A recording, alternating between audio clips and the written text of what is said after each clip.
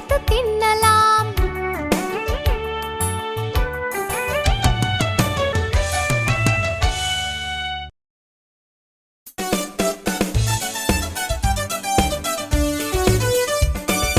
அணிலே அணிலே ஓடி வா, அழகிய அணிலே ஓடி வா.